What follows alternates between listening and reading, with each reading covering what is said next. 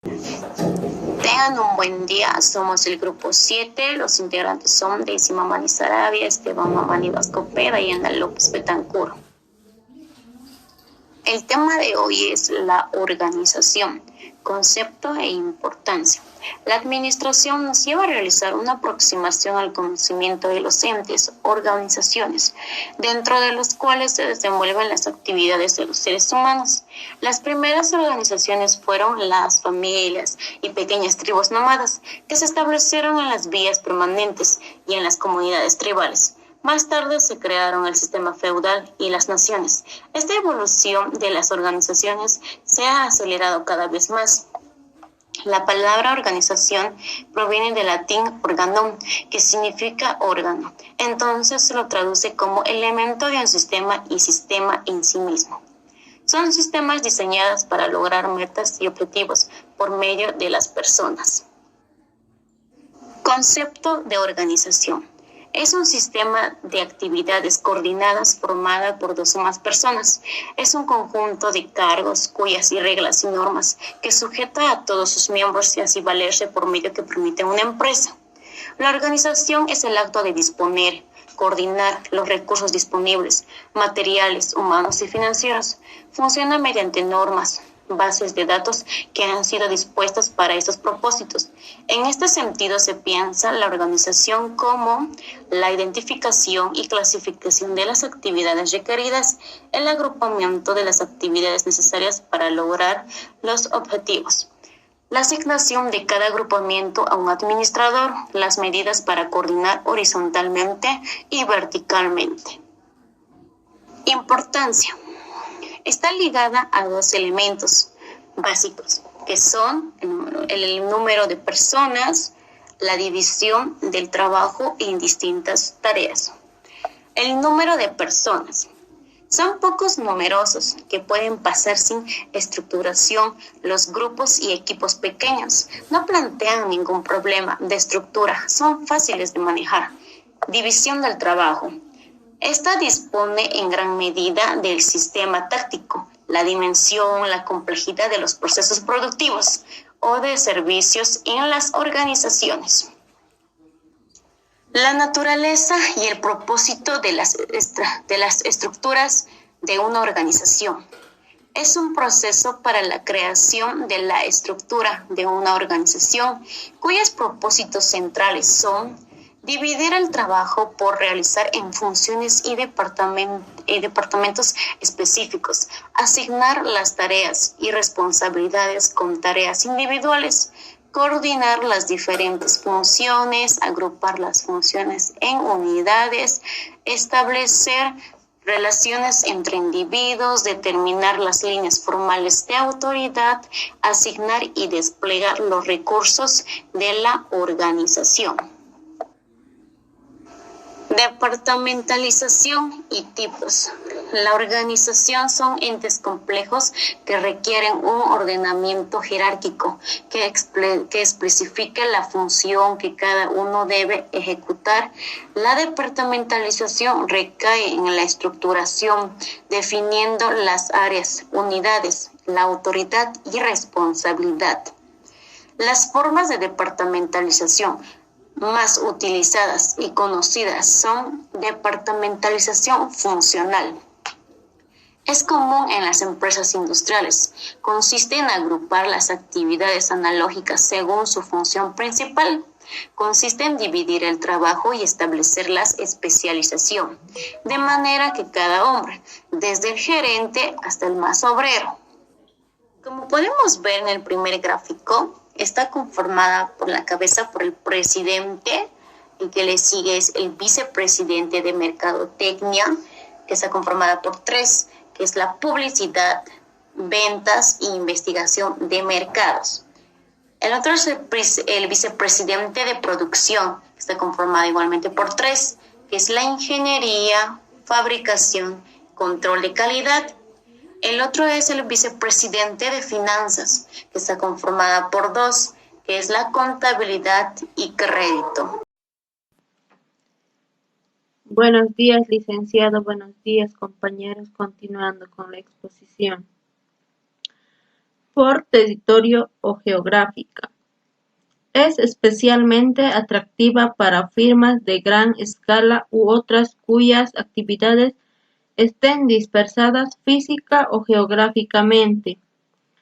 Se usa con más frecuencia en ventas y en producción, no se usa en finanzas, porque usualmente está concentrada en las oficinas centrales. Las firmas comerciales recurren a este método cuando emprenden operaciones similares en diferentes áreas geográficas, como en el montaje de automóviles, detallistas y mayoristas en cadena y refinerías de petróleo.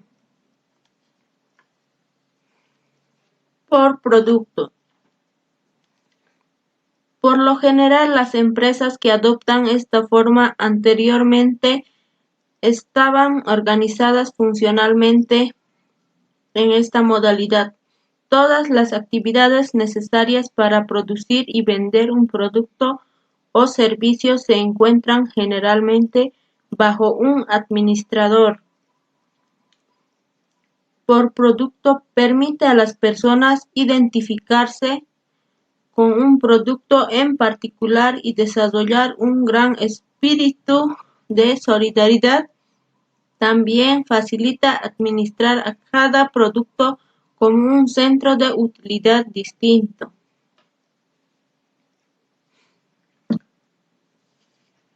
Por cliente. El cliente es la clave para la forma en que se agrupan las actividades cuando las cosas que una empresa hace para él son administradas por un jefe de departamento. Por ejemplo, en los grandes mercados de productos agrícolas, de funcionarios de instituciones crediticias se especializan en frutas, hortalizas y cereales, hasta tal punto que habrán prestado solamente para trigo y naranjas. Por proceso o equipo. Se utiliza principalmente para las empresas manufactureras en los niveles inferiores, por ejemplo, en un grupo de pintura en el área de una planta en la sección de prensa, de perforación o de máquinas automáticas de tornillos. Se toman en cuenta los trabajadores y los materiales que se reúnen en un departamento para realizar una determinada operación. Su propósito es obtener ventajas económicas. Organización matricial. Es un enfoque organizativo que asigna especialistas de diferentes departamentos funcionales para que trabajen en uno o más proyectos dirigidos por un gerente. La departamentalización funcional se utiliza para mejorar en la economía de la especialización, pero paralelamente a los departamentos funcionales está una serie de gerentes que son responsables de productos específicos, proyectos o programas dentro de la organización. Cada proyecto está dirigido por un gerente que integra personal de cada uno de los departamentos funcionales. Los empleados tienen dos jefes, el jefe de departamento funcional y el gerente de proyecto. Los gerentes de proyecto tienen autoridad sobre los miembros funcionales que son parte de ese equipo de proyecto. Para trabajar de manera eficaz, los gerentes de proyecto funcionales deben comunicarse regularmente y coordinar las demandas sobre los empleados que les son comunes. Otros tipos de departamentalización. La departamentalización por número simple se practica con el ingrediente más importante para el éxito, es el número de trabajadores. La departamentalización por tiempo o turno Las organizaciones que trabajan las 24 horas se pueden departamentalizar de acuerdo al turno que se trabaje. Autoridad, responsabilidad y poder. Autoridad. La autoridad son definiciones tradicionales que también está relacionada con la posición y cargo que se ocupa una persona dentro de la organización, por las atribuciones que se tiene en un cargo o puesto del trabajo, donde la autoridad se ejerce a través del cumplimiento de las órdenes. Autoridad de línea. La autoridad de línea es aquella relación entre un superior subordinado, un jefe, empleado, donde esta relación se extiende de la cima de la organización. Autoridad de persona.